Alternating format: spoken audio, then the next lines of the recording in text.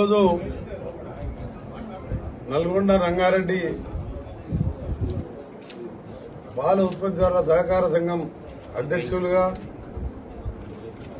ఎన్నికైన పెద్దలు, రైతు బిడ్డ, సౌమ్యులైన అందరూ కూడా గౌరవించే మంచి వ్యక్తి ఈరోజు గుడిపాటి మధుసూదన్ రెడ్డి గారిని అధ్యక్షుడిని ఏకగ్రీవంగా ఎన్నుకున్న ముందుగా డైరెక్టర్లకు చేతులెత్తి నమస్కరిస్తూ మీకు అందరికి కూడా కృతజ్ఞత తెలియజేస్తూ, దాంతోపాటు నిన్న జరిగిన ఎన్నికల్లో సొసైటీ చైర్మన్లు 6 కాంగ్రెస్ పార్టీకి చెందిన డైరెక్టర్లని మంచి మెజార్టీతో గెలిపించిన ఆ చైర్మన్లకు కూడా 2 చేతులెత్తి నమస్కరిస్తూ, తప్పకుండా మీ నమ్మకాన్ని వమ్ము చేయకుండా కొత్త అధ్యక్షులు మధుసూదన్ రెడ్డి గారి నాయకత్వంలో 15 మంది డైరెక్టర్లు మీరు సమిష్టిగా పనిచేస్తూ మీ చైర్మన్లతో కూడా అందుబాటులో ఉంటూ ఈ మదర్ డైరీ అనేది ఇవాళ నట్ట నడుమ ఐదున్నర దగ్గర దాదాపు 70 ఎకరాల విస్తీర్ణంలో వెలిసి ఎంతో మంది రైతులకు అండగా ఉండే,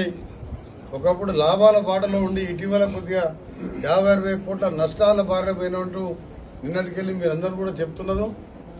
తప్పకుండా దీన్ని మధుసూదన్ రెడ్డి గారి నాయకత్వంలో, ఆయన కూడా ఒక క్రమశిక్షణ కలిగిన రైతు, ఆయన వ్యవసాయం చేస్తాడు బావి దగ్గరనే ఉండి, అలాంటి రైతుగా ఉన్నాడు.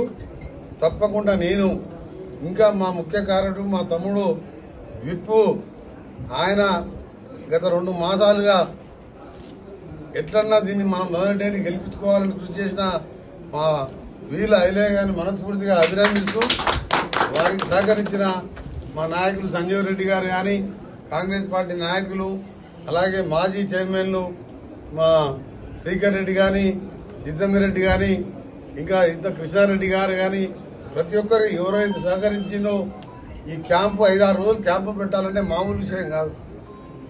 ఎవరెటు పోతారని కాదు, అందరం కలిసి ఒక దగ్గర ఉండాలని క్యాంపులు నిర్వహించుకుని అందరూ ఒక దగ్గర ఉండి మీరు ఈరోజు ఒక బాధ్యత పెట్టిను.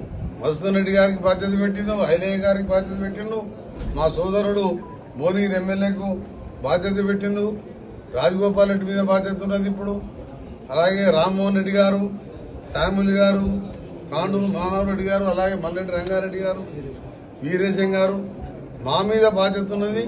మా కమిటీకి అండగా ఉంటాం. మేమందరం ఏ అవసరం ఉన్నా మేమందరం కూడా